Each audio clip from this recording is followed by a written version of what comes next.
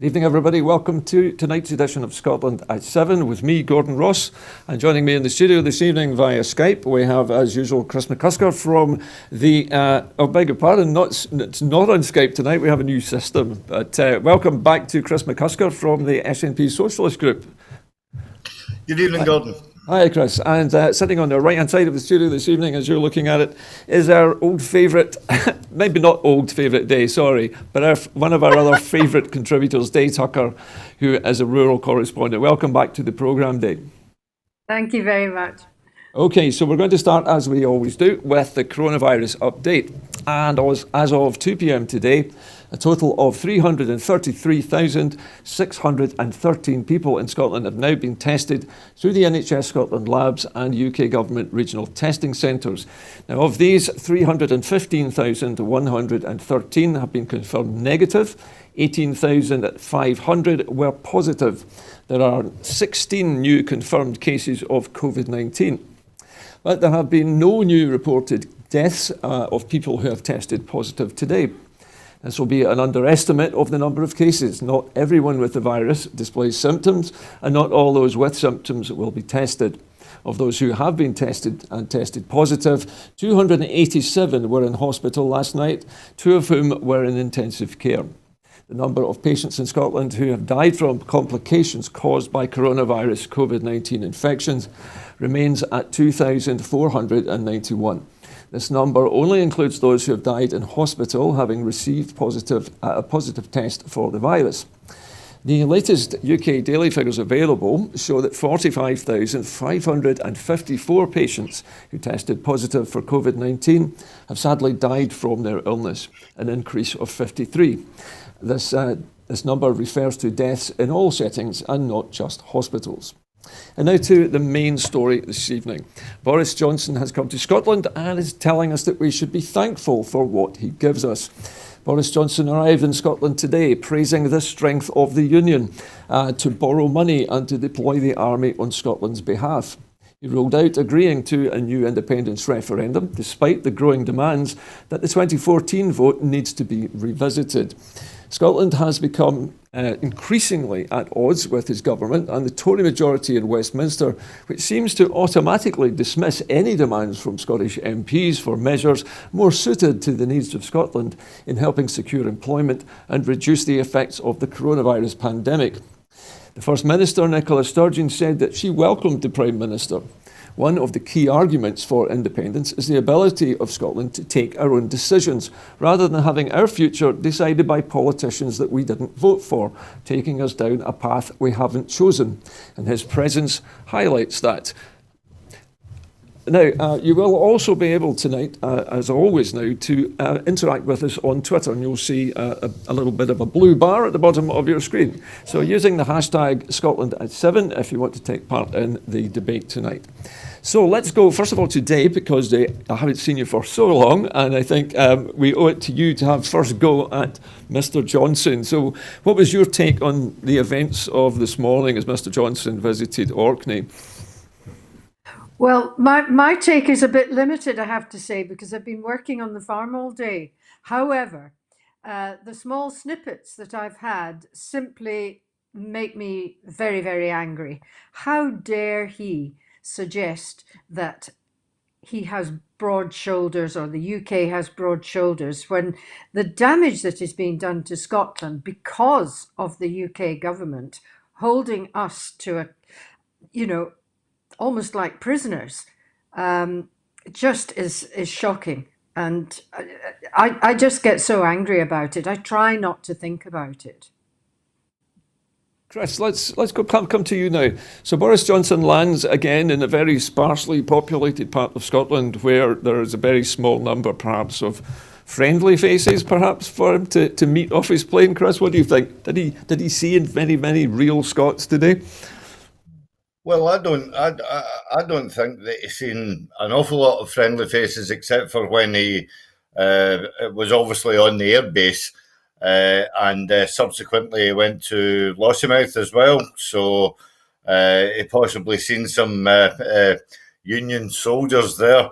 But the people that were lining the streets were definitely out in force with their saltires and their yes placards, and it must have been an uncomfortable day.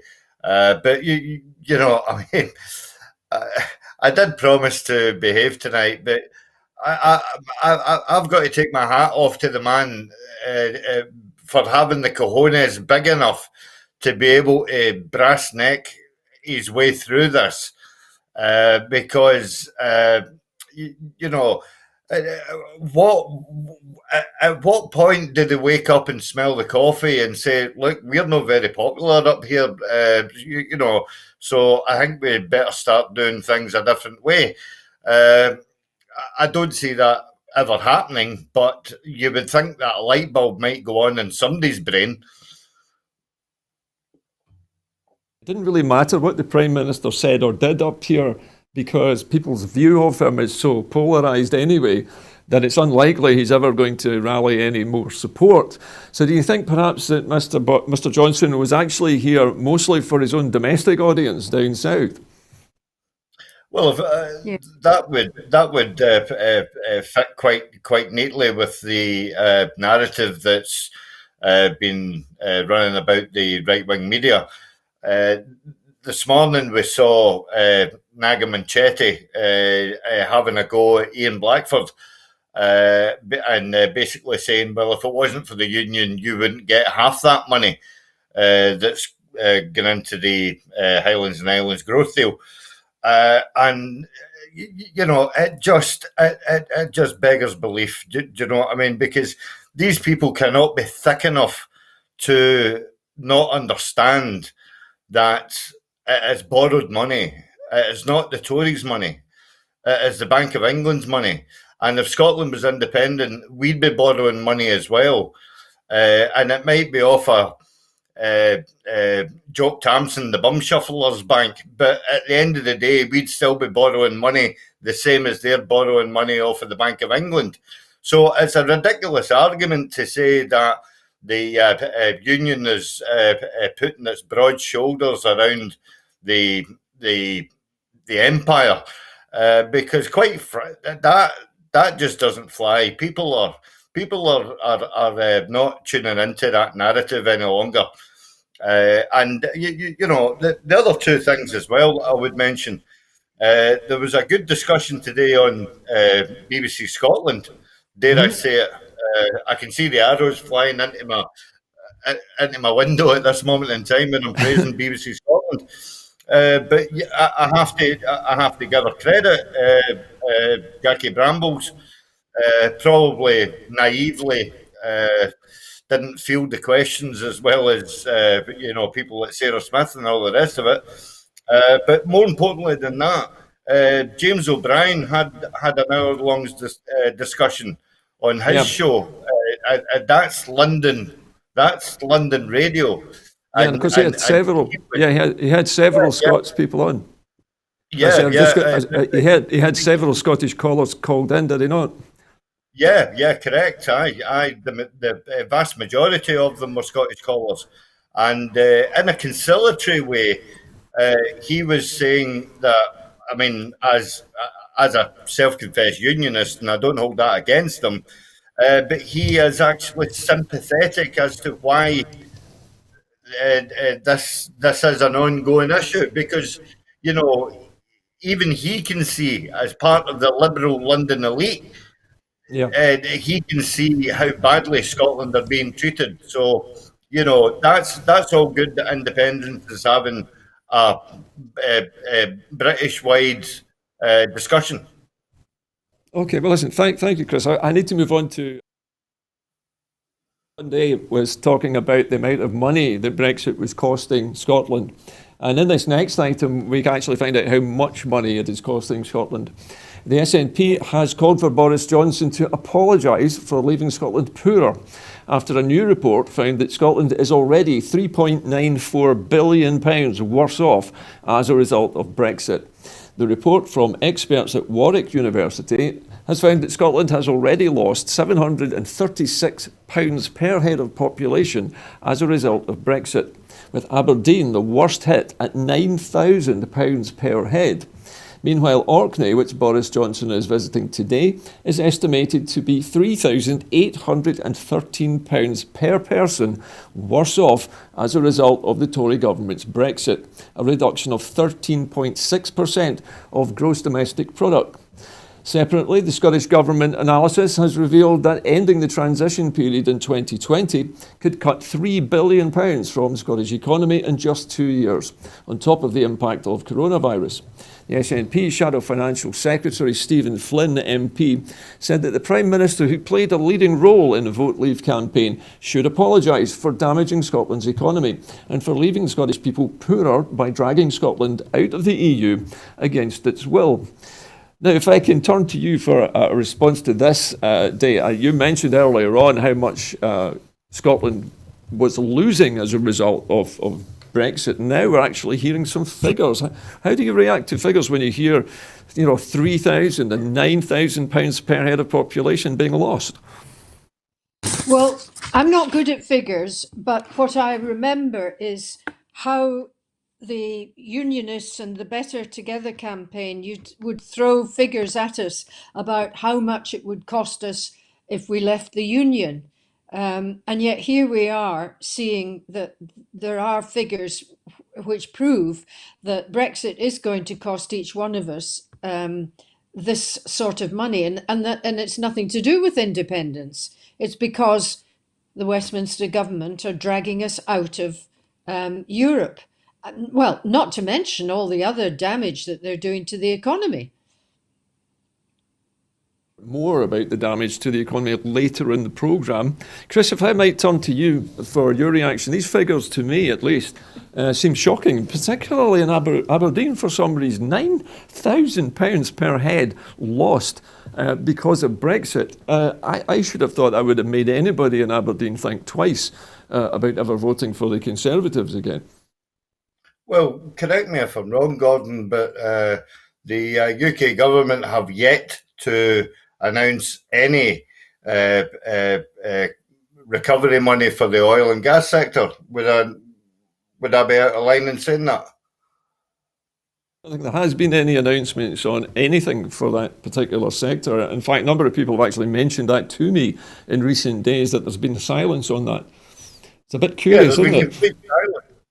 Yeah, it has. It's been complete silence, and that is a major sector that supports jobs in and out of Aberdeen, dare I say, because not everybody in the oil and gas sector lives in Aberdeen. Quite a lot of them commute from Glasgow, London, further afield as well. A few workers from the Scandinavian countries, and there's been absolutely nothing being offered to that sector from the British government that reckons that it values the all four corners of the union. Yes. And I mean, it even comes down to the renewable industry as well, which Boris Johnson tried to slip in to his chat today, that he wanted to invest in a green future, and that just sounded so hollow to me. I was going to say, this is from the Prime Minister. Chris, this is, of course, from the Prime Minister who withdrew funding from onshore wind not that long ago.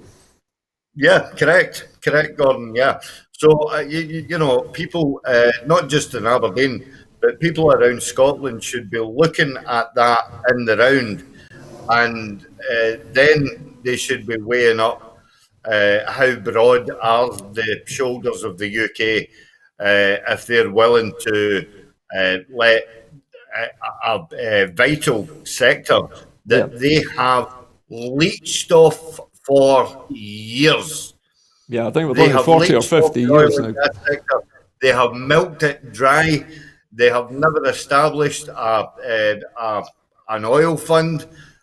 like our Scandinavian brothers and sisters have done. I think it's at the moment 90 billion off the top of my head, the Yeah. oil fund in Scandinavia. So, I Can, mean, sorry, there's Chris, I just wanted billions. to talk today for a second. Daye, I know you've been sitting patiently waiting there. There was a question I wanted to put to you when we were talking about banking earlier on, and Chris was mentioning the fact that Mr. Johnson was implying that Scotland wouldn't be able to borrow money in the same way from the Bank of England. Surely that's not true, because at least 10% of the holdings of the Bank of England belong to the Scottish nation. Yes, but even that aside, we know that whatever comes out of that man's mouth is not true. He makes statements and expects people to believe what he's saying.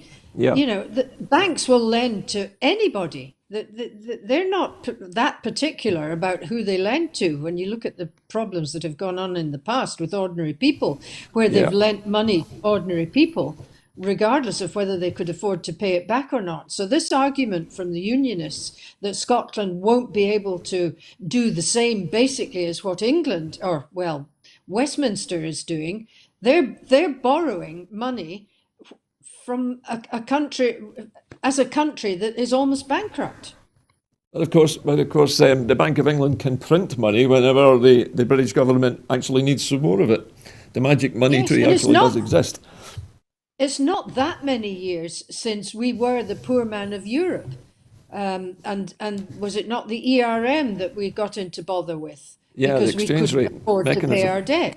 Yeah. Yes. Okay. Yeah. Well, listen, Dave, thank you for that for the moment. I'd like, Chris, if I may, I'd like to move on to the next part of the story, because this also is related to Brexit again. And this time it's about the Brexit trade deal, supposed trade deal with the European Union. Michel Barnier, who is the lead negotiator for the EU side, has said that a trade and security deal with Boris Johnson's government by the end of the year appeared unlikely, as he complained that the UK was demanding near total exclusion of European fishing boats from its waters. After the latest round of negotiations in London, the EU's chief negotiator told reporters in a virtual press conference that the two sides were still far away from agreement, with just 3 full months to go before the October the 1st deadline. Now, despite signs of compromise in some key issues, including on the need for a single deal rather than multiple sectoral agreements, the EU officials said that there had been no progress on the two most difficult areas, the rights of European fleets in British waters and ensuring that neither side drives down regulatory standards or is able to unfairly subsidise their businesses.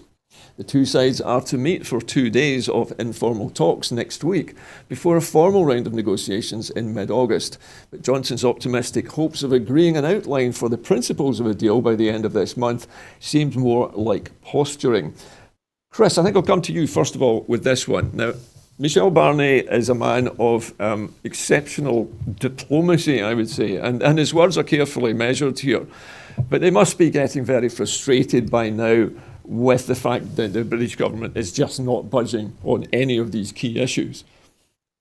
Well, I would suggest that they're not getting frustrated, Gordon. I would suggest that they expected that this would be the outcome, because they are, I think they woke up last year and realised that this is not a competent government who is willing to listen to rationale.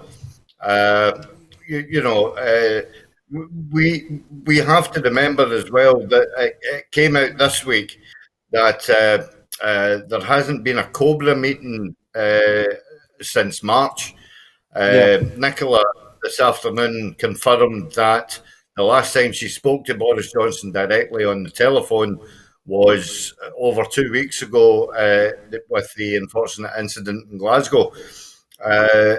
Out with that, there have been no lines of communication. So it hardly surprises me that there's been no lines of communication towards the EU, because Britain want to run down the clock and happily settle for that no deal. Yeah, okay, Chris, thank you for that. Daye, if I could come to you on this topic of the trade deal. Now, I've also heard this week apparently that Liz Truss has told Mr. Johnson that an American trade deal looks unlikely by the end of the transition period. So how on earth is Scotland going to deal with this if we end up outside of both the EU and without a deal with the Americans or anyone else for that matter? Well, they're going to deal with it. But hopefully we will deal with it somehow. But there will be loss of jobs, there'll be all sorts of dreadful negative things happening. And certainly in our agricultural sector, it's going to hit at one of the worst times of the year when vegetables don't really grow at that time of the year. So looking for home production, we're not going to have it. So basically what you're saying, Daye, is that we could be facing food shortages as a result of Absolutely. the lack of trade deals by the British government. Yes, So do you think and we've known this. We've known what this kind of foods right would be from affected? the You mentioned vegetables there, Daye. Is there anything else? I mean, I know that you, as a rural sort of affairs expert, will have a finger on the pulse. What other food issues might there be if there is no trade deal? Are we going to be able to export our meat, for example, to anywhere? Well, that's true, which means that there wouldn't be a shortage of meat necessarily. But it's interesting because farmers are not daft and they've been cutting back on production because the price of lamb is quite high just now, higher than it was this time last year. And I think that's all down to the fact that people are cutting back. I mean, I'm cutting back on my number of ewes this year because I just don't know what's going to happen. So we'll be producing a bit less lamb, even if the lamb is going to provide us with a better income. It's just too much of a risk. And these are live creatures, and we need to feed them and look after them, but you need the money coming in to help that to keep going. And as for the vegetables, well, look how much reliance there is on vegetables from Portugal, salad vegetables and stuff like that. We could, if our own Scottish government invested a bit more in the infrastructure, like the greenhouses to grow plants and things inside, talking, like industrial scale here. You're talking about large scale polytunnels, Daye, that kind of thing. Yes, if you look, the Clyde Valley used to be full of vegetable growing decades ago, and then it all died down. And you've got nothing but, well, you've got loads and loads of empty greenhouses, but they could all be resurrected. And a lot of the communities in that area have resurrected the orchards, and they've brought the orchards back in the Clyde Valley. That's interesting. And this could be happening all over Scotland. Up, for instance, north of Inverness, there's like a microclimate up there. And carrots are produced, and these little coloured mini carrots. And then there's garlic that's produced up there. Well, it used to be France that produced the garlic, but no, we in Scotland produce it. Excellent. Well, perhaps there is a silver lining in the Brexit cloud, Daye, for Scottish farmers. As you say, they seem to be very enterprising and very able to change their minds and to diversify when needs be. I guess if you're a farmer, you have to be able to respond very quickly to changing circumstances. Absolutely. Yes. Okay. Well, look how they responded. The guys that were using potatoes to make vodka, and then they knew that there was a shortage of alcohol for the hand gel stuff, so they immediately changed and started producing the hand gel, and that's a farmer. Well, perhaps COVID-19 is actually going to make perhaps a more self-sustaining country after all. Anyway, I'd like to move on to the next part of our story, and it is again Brexit related, this time tangentially. Now, Scotland has apparently been frozen out of maritime security discussions. The Justice Secretary has called for an urgent four-nation ministerial meeting on fisheries and maritime security after being excluded from the UK government's Brexit preparation talks. Writing to the UK Transport Secretary, Grant Shapps, Humza Yousaf has complained that devolved governments have been omitted from the UK government's ministerial EU Exit Operations Committee, where maritime issues are being discussed.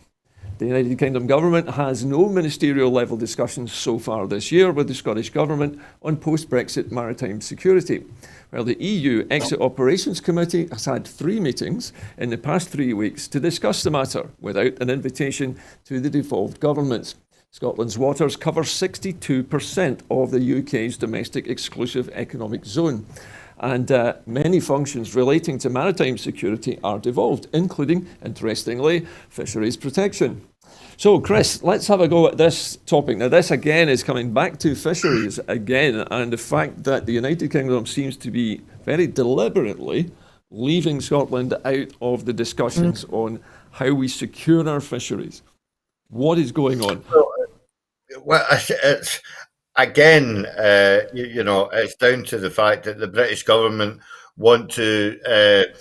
I firmly believe that the reason that, as I alluded to earlier on about no Cobra meeting and no contacts with the government in Westminster, and this story regarding fisheries, I believe it's because the Westminster government wish to sideline all the devolved nations, including Wales and including Northern Ireland, and they want to centralise all control down at Whitehall, and there they can spread out from. So this is further proof that they do not wish to engage with the devolved administrations in any such way, shape, or form, because this is going to be the way forward for them. Okay. And in a bit of a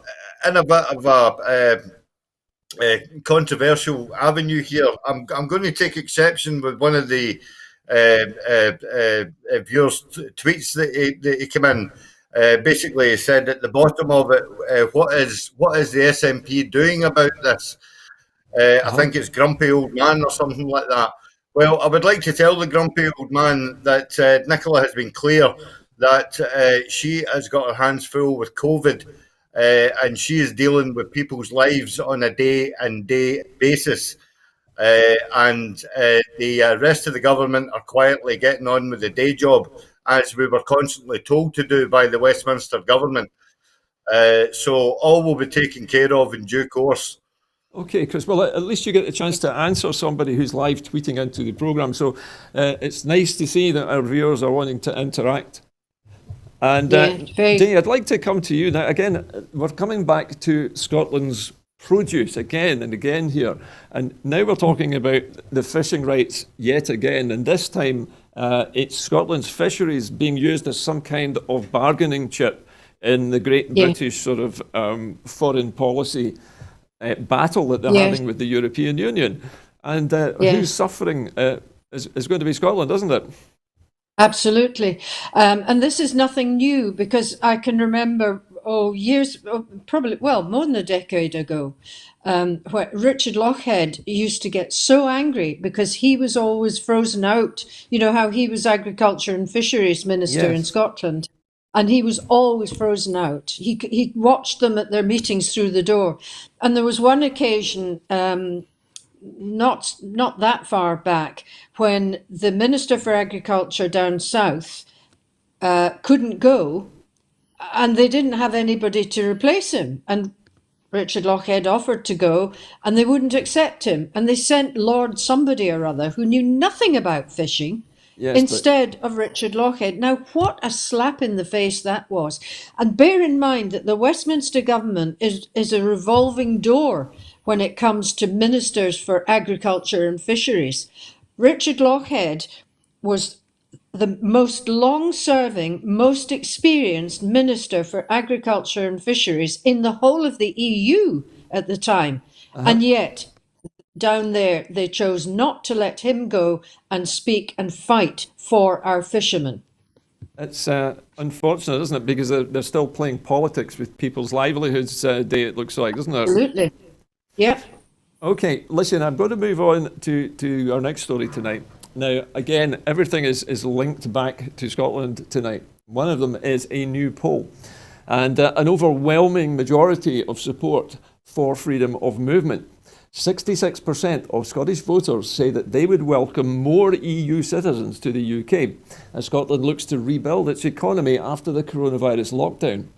The new poll published today from the campaign group EU and Me also found that 68% of voters in the UK and 71% of those polled in Scotland say that they are more sympathetic to EU citizens living in the UK since the coronavirus pandemic struck. All of Scotland's population growth over the next 25 years is projected to come from migration, with analysis from the Scottish Government showing that Boris Johnson's proposals to cut migration to the tens of thousands would cost the Scottish economy up to £10 billion per year by 2040. Commenting, the SNP MSP Joan McAlpine said, "This is a significant poll, and it gives further evidence that the overwhelming majority of voters in Scotland stand against Boris's disastrous immigration plans."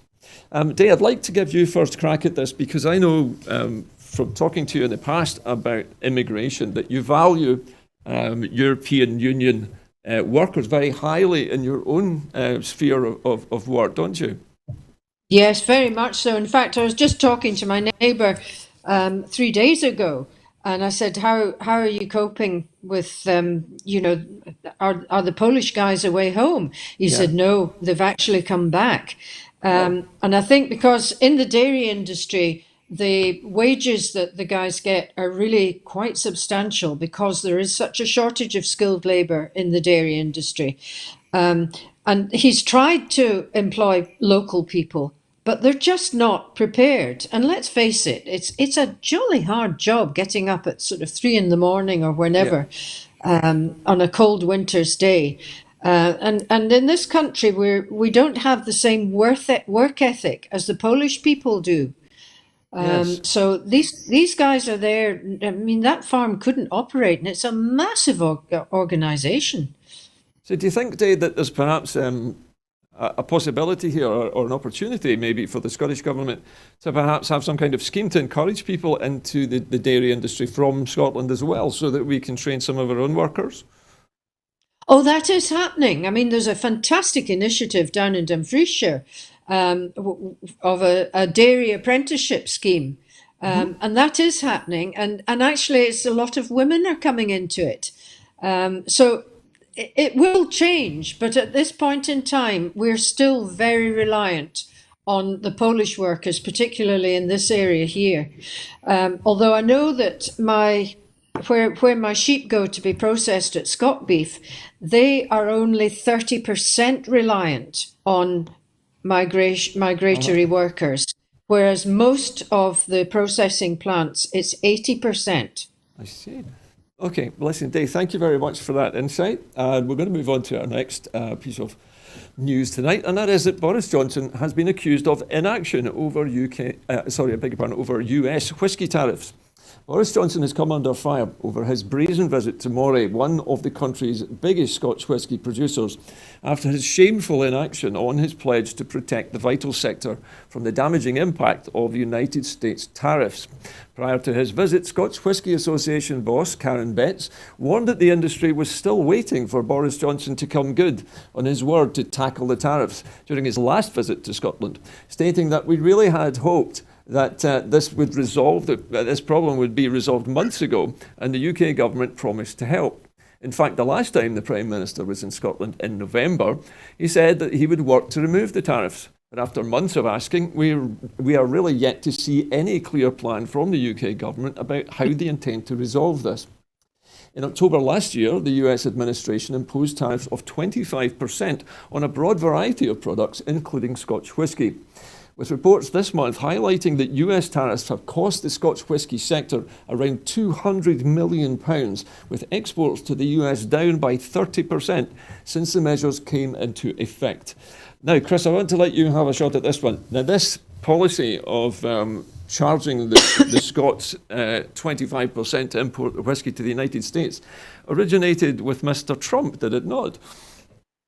Yeah, it did. Although I'm not best qualified to talk about this, it's not my sector, as you know, Gordon. But I would really love if we had Ruth Watson on the show to tell us about the quality governance of the Scottish labelling and making it aware that it is Scottish produce, because that is exactly what America wants to do. Basically, it wants to take the E away from whiskey because of the two distinctions between our whiskies. And they want to be able to make Scotch whiskey in America and sell it cheaper than what our whiskey costs to actually make. So, and again, the other recurring theme through this debacle is that one of non-communication. I seriously don't think, and I think it was actually Liz Truss that first raised the alarm bells by saying that they are not going to get an American trade deal because no bugger is talking to anyone else with regards to any deals. So there is this natural breakdown of communication that seems to be, well, if a breakdown of communication could possibly emanate, but this is what is emanating from Whitehall at this moment in time, which is complete non-communication on the EU side and also the US side. And presumably the Scottish Government as well, Chris. And listen, we need to move on, unfortunately. We've got a very busy show this evening. Now, in America, talking of America in our past story there, the Portland mayor has been tear-gassed in another night of unrest in a US city.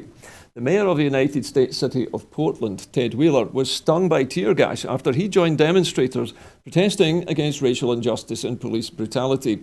Security forces have frequently tear-gassed and clubbed demonstrators during weeks of unrest, and Wheeler, visiting the protest site outside the federal courthouse in downtown Portland, urged federal agents to be withdrawn from the city.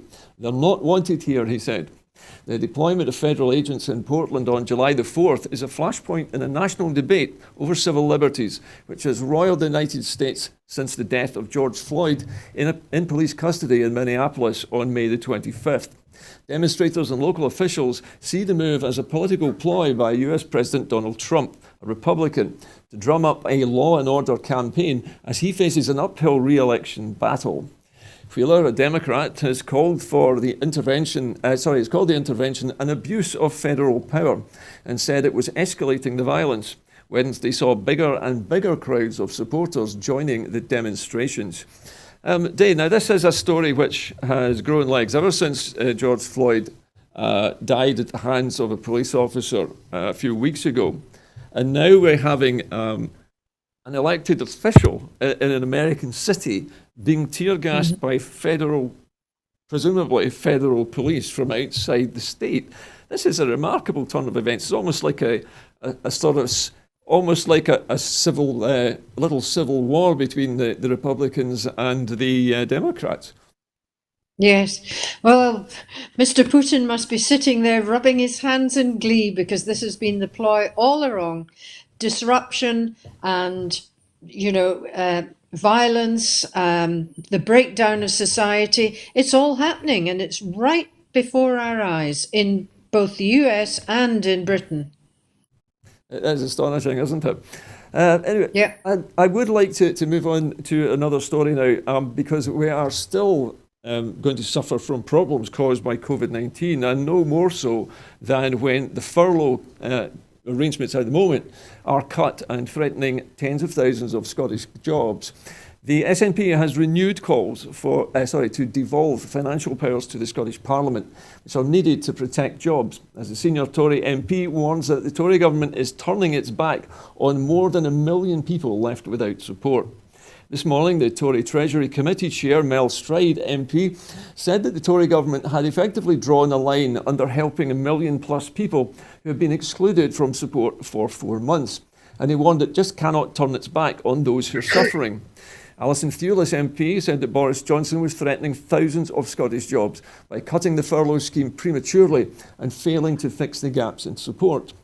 The SNP Shadow Chancellor said if Westminster won't act, then it must devolve the powers to Scotland so that it can get on with the job. Earlier in the week, the UK manufacturing sector warned of a jobs bloodbath in the autumn, while the Office for Budgetary Responsibility, the OBR, has warned UK unemployment could surpass its peaks of the 1980s after weaker than expected economic growth. Analysis from the Office for National Statistics, the ONS, has found the UK economy is now 24.5% smaller than it was in February, with 650,000 fewer people employed. Separately, the British Chambers of Commerce quarterly recruitment outlook revealed almost a third, 29% of firms expected to axe jobs over the third quarter, a record high. Now, Dave, this is obviously it's a story about jobs, but there are jobs all over Scotland in all sorts of different sectors. This is a shocking indictment, surely, of the Conservatives' mismanagement of the COVID-19 furlough, and the fact they're trying to cut it off early is surely going to make things worse. Yes, it will. And it brings us back to the possibility of a basic income for everybody, just to smooth the path. And I know one of my young friends said to me that the amount of money that we've spent on Brexit and the costs of furlough and all these awful things that are happening is just a drop in the ocean compared to the billions and billions that was spent when the banking crisis happened. So, if they can pull that money out when they did in the banking crisis, surely they ought to be able to do the same sort of thing for this crisis, which is equally as disastrous, because it's not just a financial crisis, it's a health and financial crisis and a social crisis. Yeah. Daye, you mentioned earlier in what you were saying there, the idea of a basic minimum income. This idea that everybody should have a universal basic income. Yes. But is it not simply just another form of universal credit? And wouldn't it actually just trap people in low, not low wages, but in poverty at a level set by the state? Why would it? Or are people able to take jobs with this universal income, do you think? They're still at the talking level, aren't they? But yes, they should be able to continue to have a job. But when the time comes that things sort of, perhaps you lose your job, then you've got this safety net and you don't have to jump through hoops the way they do nowadays to get enough food to put on the table. Okay, so really what we're saying here is that the universal basic income is a catch-all which allows people to continue to work at the same time as receiving this. So that they can take low paid work initially and it's not going to affect them detrimentally. Yes. Now, I'd like to, Daye, just for a moment, bring Chris into this, because Chris, I know you're very interested in the idea of a universal basic income. What's your response to the figures that we've just heard there about the job losses, first of all? As a union man, you must be appalled by this. I'm absolutely shocked. I'm incandescent with rage. I'm struggling to come up with any more superlatives that I can put in the airwaves that are suitable before the 9 o'clock watershed. But there's a certain part of me does not want the Westminster government to do as the SNP MPs are asking them to do, because if there is going to be a complete, I hate to use the word bloodbath, a bludgeoning of Scotland's workers come the autumn, that will be the biggest driver for independence you have ever seen in your life. And that will be once the Westminster slap the Scottish workers in the face and make no bones about it. And this goes directly back to the chap that I was conversing with that tweeted the show. That is when the SNP government will highlight the fact that because we're not able to do what we need to do in order to protect Scottish workers, in order to raise money for infrastructure and for the economy. That will be the biggest driver for independence if the UK government do that. And the UK government at this moment in time are actually doing the most work for independence. Okay, well, listen, thanks, Chris. We have a number of tweets on the screen. You might want to have a look at those as well. We can perhaps return to that subject later on if we have the time. Now, on the subject of COVID-19 again, we are now being told that shielding is now to be paused. People who have been advised to shield because of COVID-19 will no longer have to do so from the 1st of August. Those affected will receive a letter from the Chief Medical Officer, Dr. Gregor Smith, outlining updated guidance as well as the pause in shielding, which is possible due to the continuing low levels of COVID-19 infection in Scotland. A series of measures will be established to support people moving from shielding status. Advice for those with specific conditions has been made available, and guidance will be issued to support people returning to work and schools. And information will also be published on how to do various day-to-day activities safely. From August the 1st, those who have been shielding will be asked to follow general safety guidance, as well as following stringent physical distancing and hygiene measures. Okay, so Daye, this sounds like very good news for a large number of people who must have almost given up hope that they would ever be able to go back to any kind of normal life after such a long time. And often these are people who are already isolated as well. Yes. No, it is. It's very good news. And on a personal note, I think I've maybe mentioned before that my daughter is a theatre nurse, and she has only just managed to get back to the farm to see me, not because she's not allowed to, but because she's just terrified that she brings the thing back to me because of my age. And it's really quite odd because I've actually not... we're farmers and we kind of are isolated anyway, so I don't feel the same pressures that unfortunately people in a high-rise flat would feel, or even just in a city would feel. Yeah. We're very, very lucky, and I haven't had to stay away from people. But I have so missed having my daughter come and see me, and she did appear the other day and helped us with the sheep, and we still were miles apart, and she wouldn't come near me, etc., etc. But it's a personal thing, and she's just terrified because she couldn't live with herself if she brought the thing to me. And my other daughter, who's in southwest France, where there's not a huge amount of COVID out there. And she should have been over here in the summer, and she's exactly the same as my daughter said. She said she's just terrified to come over and bring it over to you, and it would be at the airport that she might catch it. I think maybe it might be that fear lasts for quite a while.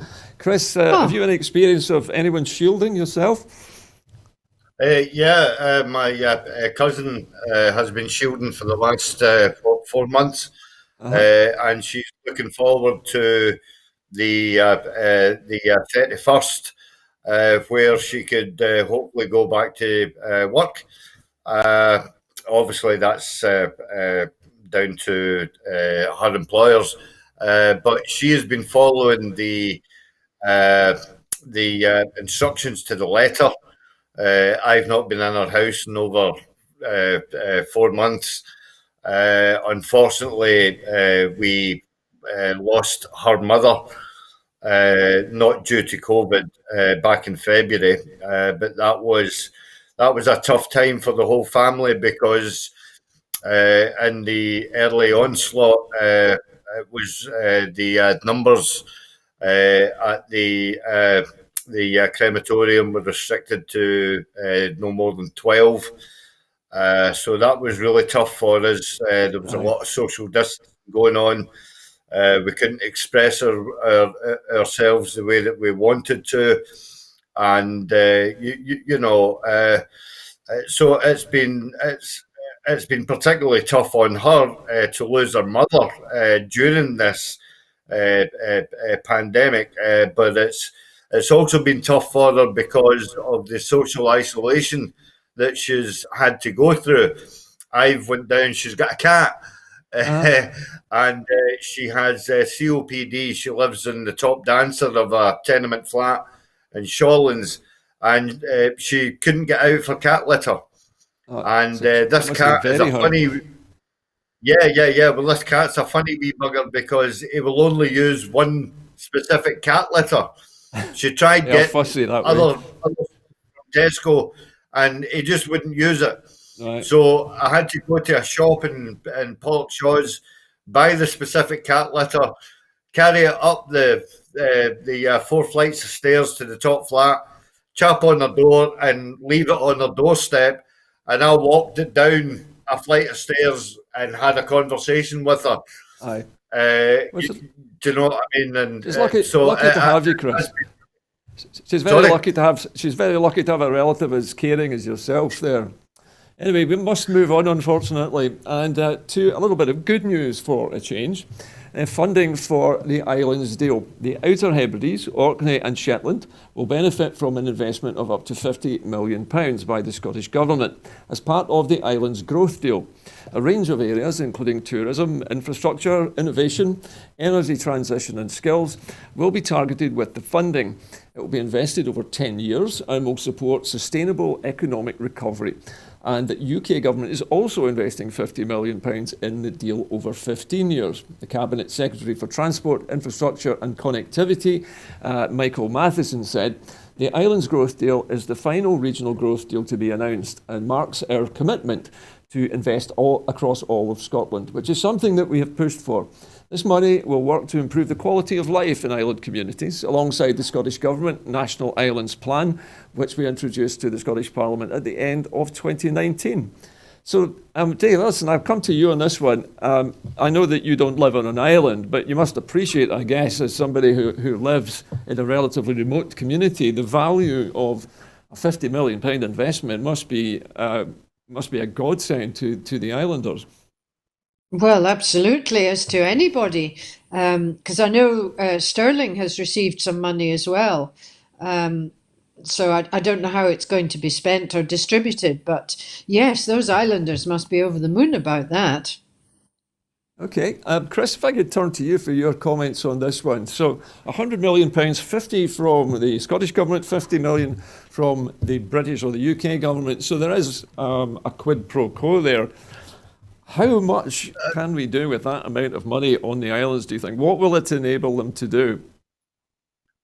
Well, I would hope that it would allow them to diversify their communities. And I don't want to upset anybody by saying, bringing them into the 21st century. But I'd be looking for investment into infrastructure for the islands, and that's right the way through from electricity, 4G network broadband,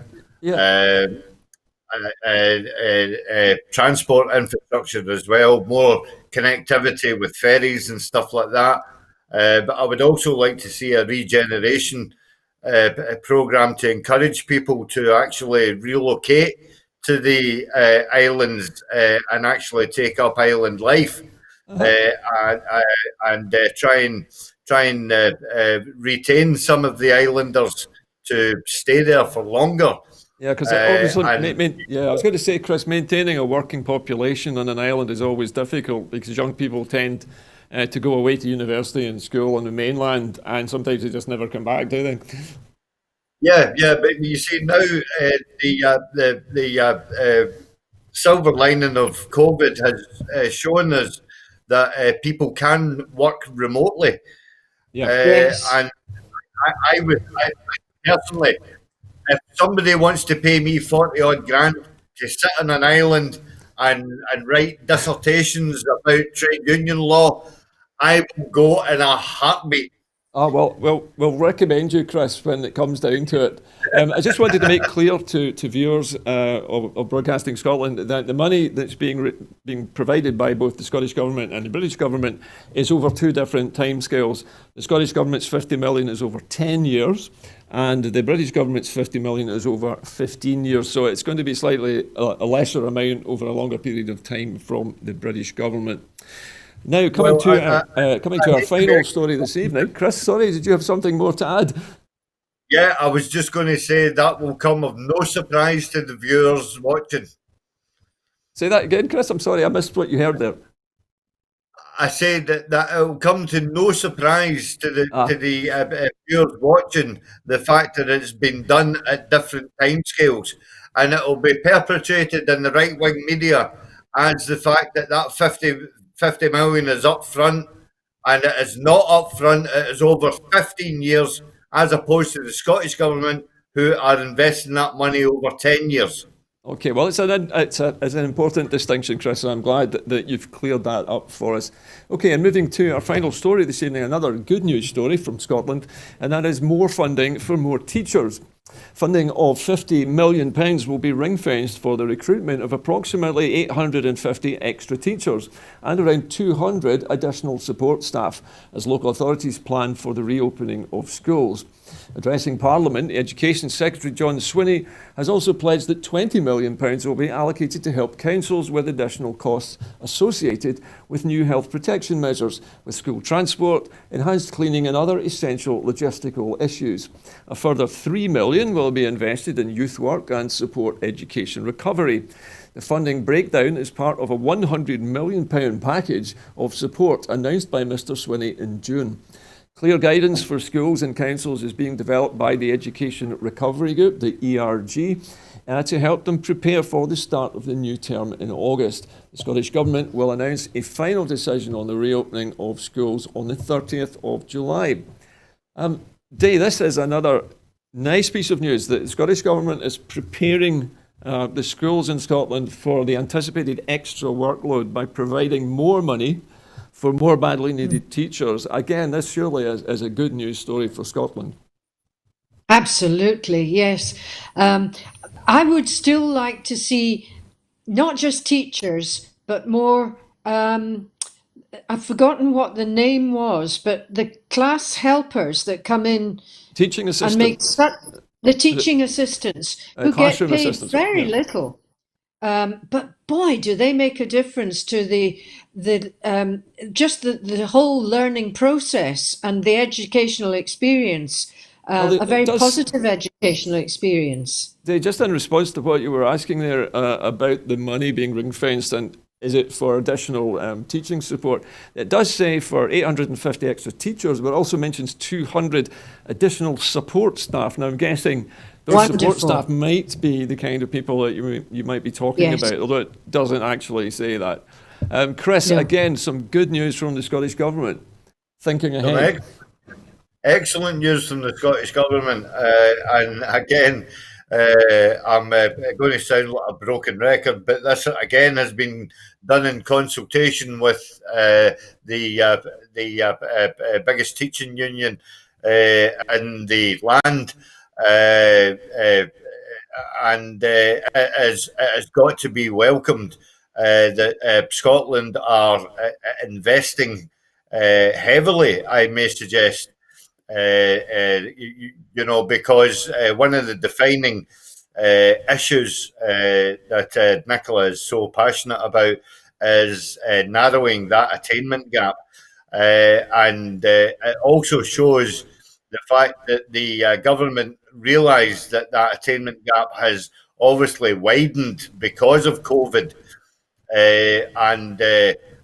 Again, this is more evidence of the Scottish Government getting on with the day job and actually looking forward to the future, because the children, I hate to be a cliche, but the children are our future.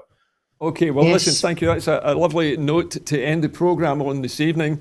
We're just about out of time, but as usual at this time in the evening in Scotland at 7, I'd like to remind people that if you would like, to support Broadcasting Scotland to make more programmes like Scotland at 7 and some of our other programmes which we're developing at the moment, you can do so by following the instructions on your screen now by going to www.broadcastingscotland.scot/register.